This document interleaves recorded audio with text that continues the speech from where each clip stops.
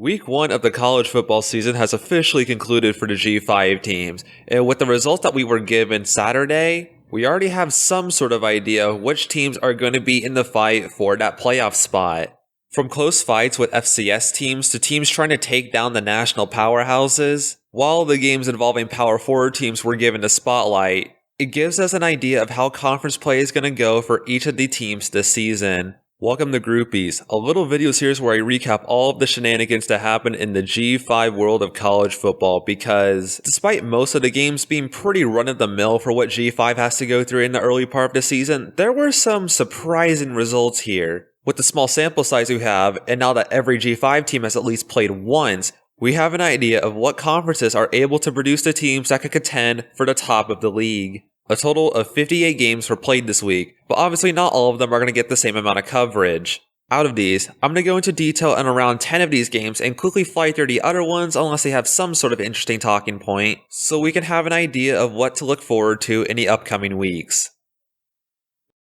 It is Thursday, and we kick off the official Week 1 of college football with Boise State number 25 traveling down to South Florida. Despite being without Janty, this squad was still expected to completely destroy South Florida, being led by quarterback Byron Brown. If Boise State were to win this game, they immediately would have a massive advantage in the G5 race, and such a win would be a great starter on their resume in case there were any teams in close contention. What happened in the first half was not to be expected. Maddox Madsen was struggling to move the ball, and in fact both teams were struggling with penalties. What was the biggest difference in this game was the turnovers.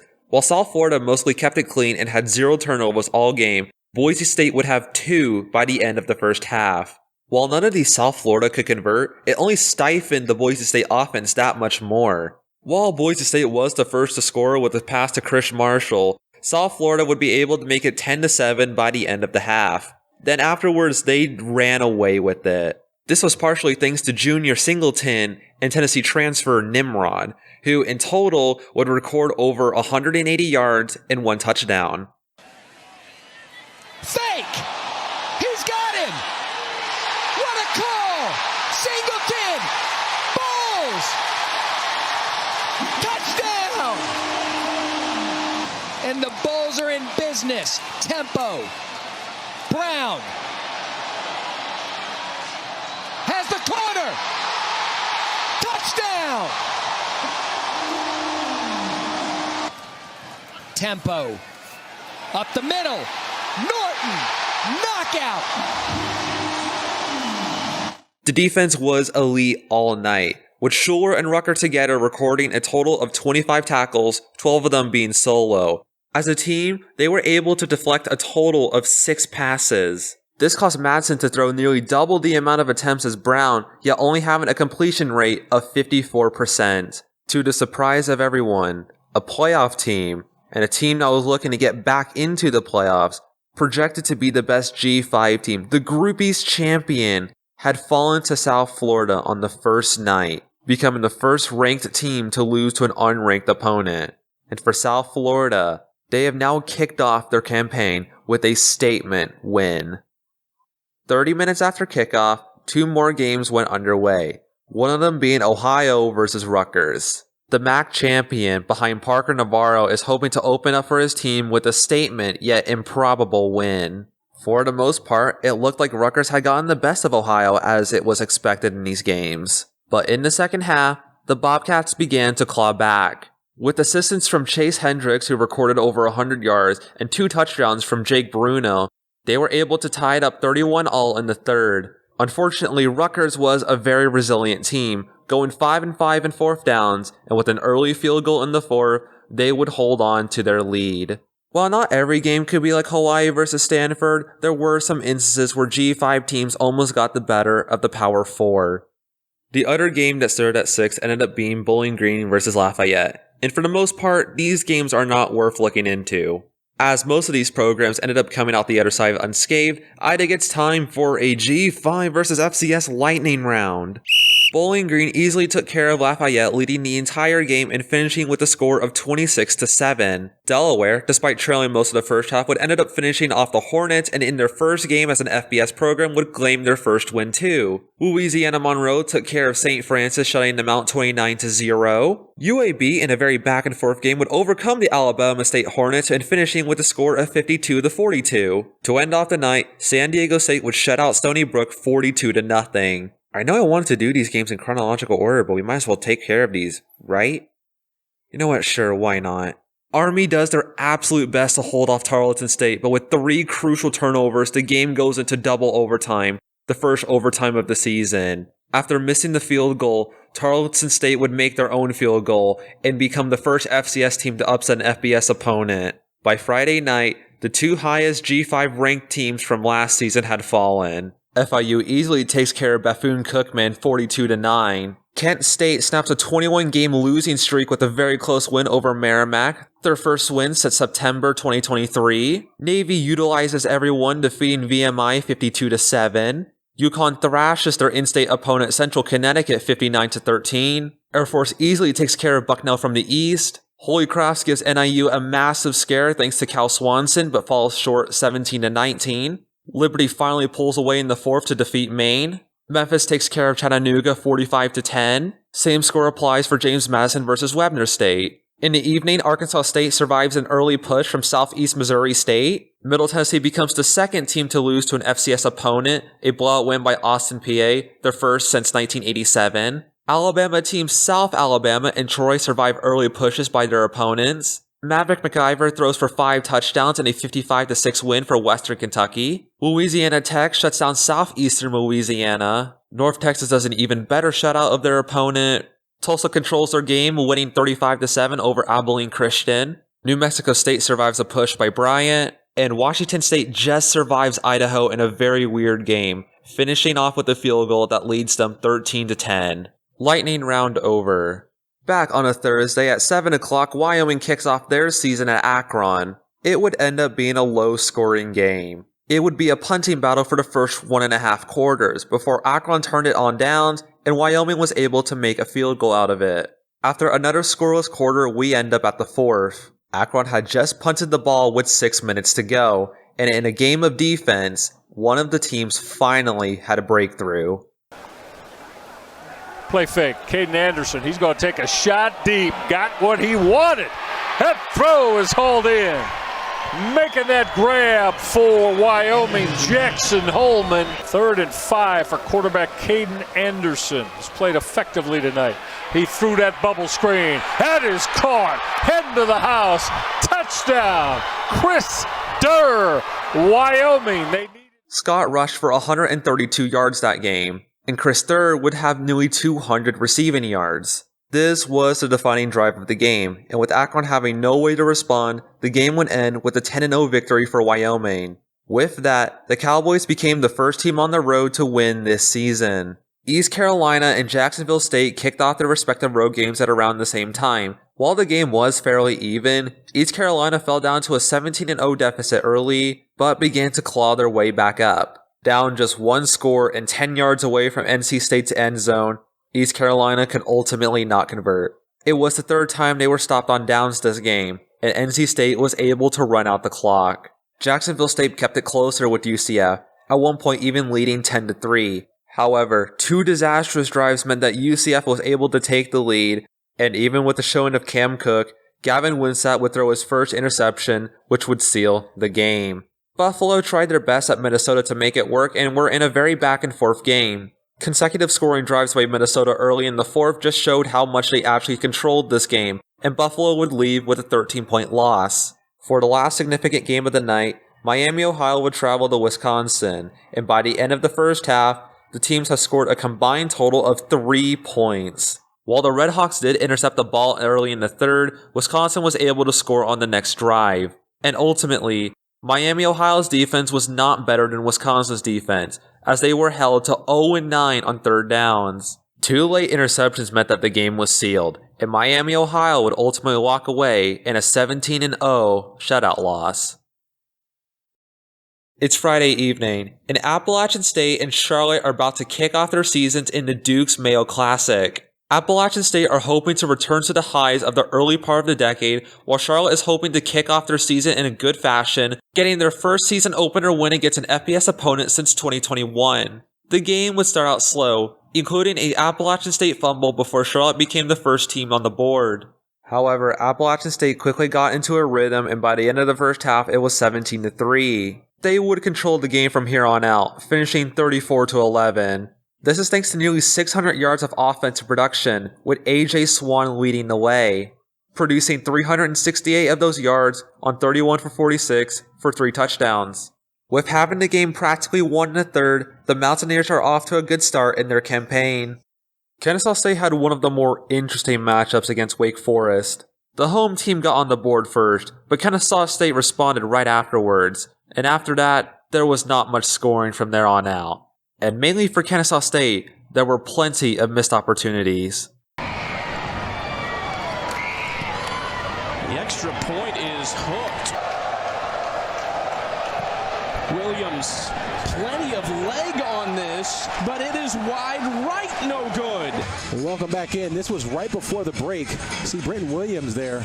Looked like he might have pulled the hamstring after the kick and before the hit.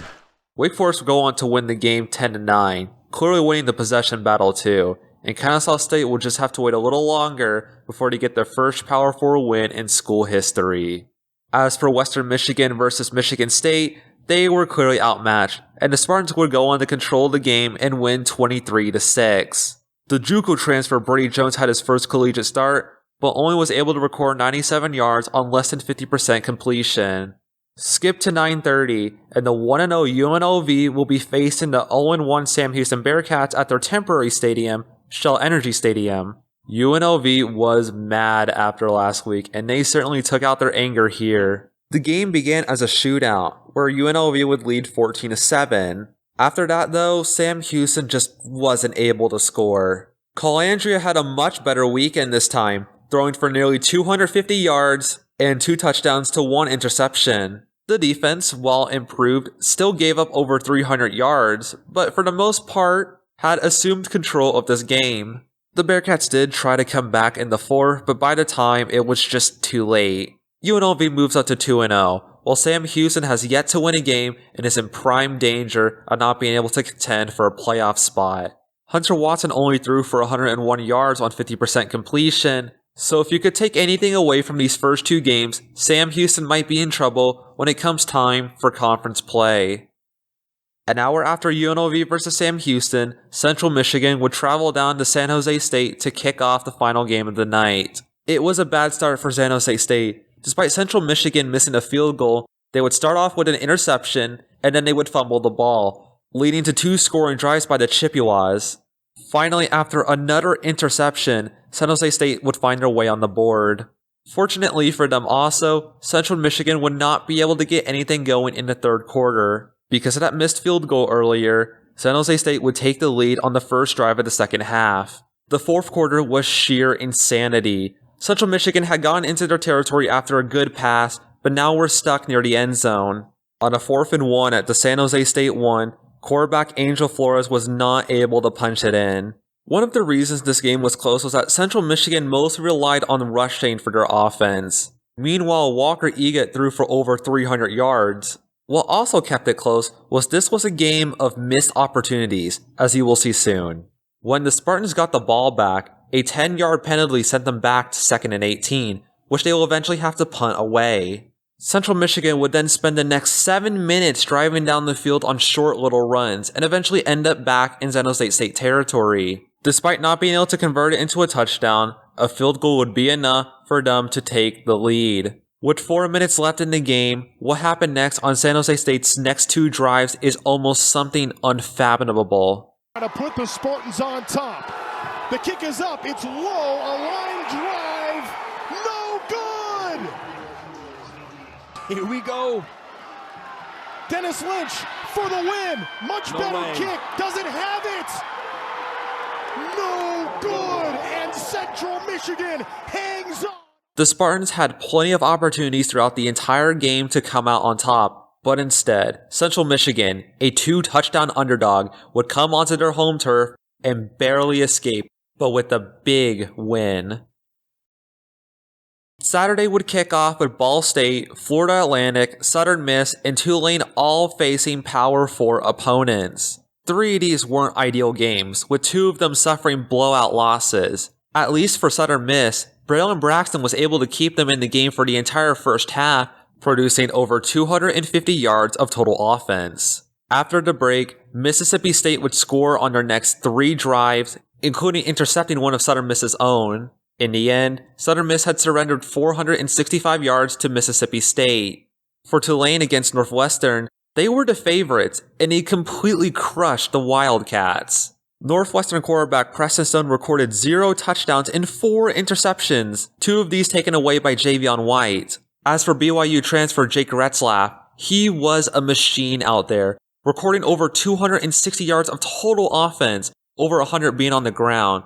The same could be said for Maurice Taylor and Amari Haynes. With everything going the Green Wave's way, they finished their home opener with a 23-3 victory. A little while afterwards, Toledo went down to Kentucky, hoping to record the same results as they did with Mississippi State last year. Unfortunately, even behind Tucker Gleason's 270 yards, it just wasn't working. While the Toledo defense was giving the Kentucky quarterback a hard time, the Kentucky defense meant that Toledo turned it over on downs 3 times this game, something that Kentucky took good advantage of. Despite being a low-scoring affair at first, the Wildcats was just proven too much for the Rockets to handle. Old Dominion made it interesting against Indiana, scoring immediately after kickoff and forcing Indiana to turn it over on downs. Indiana woke up after the first quarter, and even with the score of 17-7 at the half, the momentum had fully swung the Hoosiers' way. The story of the game was Colton Joseph's 3 interceptions, and while he wasn't good at passing, he absolutely excelled at running, recording 179 yards, but it ultimately wasn't enough to keep up with Indiana. 3:30 would deliver the first G5 on G5 action, with the Temple Owls heading over for the UMass Minutemen. Marshall and Nevada will also be underway, but they would be thrashed by their top 5 ranked opponents. As for Temple and UMass, the game actually favored the Minutemen at first. Temple would respond, but UMass would get a field goal afterwards. Temple would punt the ball in the second quarter, but after UMass's next 2 drives were a fumble, which Temple converted for a touchdown, and a turnover on downs, which Temple also converted to a touchdown, a 21-10 lead. While UMass quarterback Brandon Rose was able to throw for nearly 200 yards, his progress was stifled thanks to Temple's defense registering 4 tackles for loss and 6 deflected passes. Anything Rose done was outshined by Temple quarterback Evan Simon, who recorded an astounding 6 touchdowns and nearly 270 yards. If we were to go by ESPN's QBR, he would be the 4th highest rated quarterback so far this season. With an astounding performance by him, Temple would trounce UMass 42-10. On Saturday evening, Coastal Carolina would travel to in-state opponent Virginia in the Battle of the Morrises. MJ Morris is the Chanticleer's quarterback. Unfortunately for him, he was outdone by Virginia quarterback Chandler Morris. With around 300 yards to around 175, Coastal Carolina was outscored 48-7. The defense was able to be competitive whenever it could though, recording 29 solo tackles. At 7 o'clock, the UTSA Roadrunners would travel to Texas A&M and give them a good scare around the third quarter. The highlight player for this team is Robert Henry Jr., who recorded 177 rushing yards and 2 touchdowns, one of them being a 75-yarder. After that, just down 4 to the nationally ranked Aggies, Texas A&M would crawl the UTSA offense to a halt, making them go 3 and out not once, not twice, but 6 drives in a row. Meanwhile, Texas A&M scored 3 touchdowns, and even if Owen McCown had a decent game, this sequence of events simply put winning out of reach for them. A slew of interesting games started at 7:30, the first one being UTEP versus Utah State. To be honest, I'm not too sure what to exactly say about this game, but between 2 teams with an uncertain future, Utah State just seemed like the better team all day. While the start was a little slow and UTEP had the lead, the momentum swinger in that game was that interception in the second quarter. On the defensive end, UTEP was better at tackling for losses and deflecting passes, while Utah State was better at tackling generally overall. On the offensive end, Utah State quarterback Bryson Barnes produced 262 yards overall. His contributions helped the Aggies pull away in the third quarter and cap off a lovely win with a 28-16 score. New Mexico would travel to Ann Arbor to face off against the Michigan Wolverines. They would only begin to respond after being down 17-0, but by the fourth quarter, they looked to still somewhat be in this game. Unfortunately for Jack Lane, he would throw consecutive interceptions, which Michigan took advantage of, which put them out of range to win the game. As for Missouri State, well, they had a tough outing on their first game. While they were able to produce over 200 yards, they gave up almost 600 yards in return. With 3 turnovers, they were given no mercy as they would lose by 60 points. The same lack of mercy could apply to Georgia State's game, where it was in control by the Rebels the entire game. Eastern Michigan versus Texas State, and Rice versus Louisiana would kick off at the exact same time. On one hand, was a game that was fairly back and forth, but ultimately Texas State seemed to be in control for the most part. Texas State's Brad Jackson threw for 4 touchdowns in a 52-27 victory. On the other hand, was a dogfight. Louisiana is hoping to continue by capping on their success, with a double-digit win total last season. Rice was just looking to be competitive this season, entering this game as a near double-digit underdog. The game started with a Louisiana touchdown, but their offense collapsed for the most of the second quarter, and Rice took good advantage of it. Louisiana would score very late in the third, but they ended up going for the 2-point conversion, and here's how that went.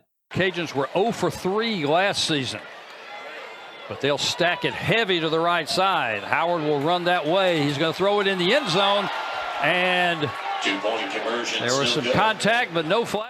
It was mostly 3-and-out plays from here on out, and mainly thanks to Quinton Jackson on the offense, and Jack Kane for getting the interception. Rice on the road was able to defend from the Raging Cajuns, and ultimately come out of this game with a win 14-12. While it was a good showing for Quinton Jackson, for Louisiana QB Walker Howard, he threw for less than 50% and 1 interception, a non-ideal start to their campaign. An hour and a half later, Fresno State would be hosting Georgia Southern, and it was a very messy game overall, especially on the offensive end. Fresno State was angry about their loss last week, and would begin a 10-0 run in the first quarter. They then would blow that 10-0 run, as Georgia Southern would score 2 touchdowns to make it 14-10. JC French IV looked like it would have a good showing, until it wasn't. Afterwards, Fresno State scored a field goal, and then slowly but surely began to run away with this game. The passing was submitted on both ends, and while E.J. Warner recorded 176 yards, he threw for 2 interceptions. The rushers carried Fresno State's offense, with over 350 total yards and 5 contributed touchdowns. This is thanks to Rayshawn Luke, Bryson Donaldson, and Brandon Ramirez. While the Bulldogs' defense was much better, neither defense recorded a single sack the entire game. Nonetheless, it was enough for Fresno State to pull out a victory of 42-14. Late in the night, Hawaii would go on the road to Arizona hoping to repeat their success that they had with Stanford. That was not the case, however, as the Wildcats easily took care of Hawaii.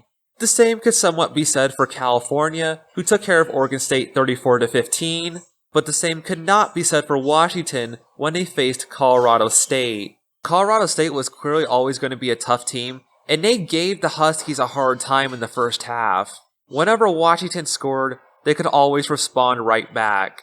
The problem is that the Rams had always been playing from behind, and the Washington defense had not been letting up. That fact led up to this play.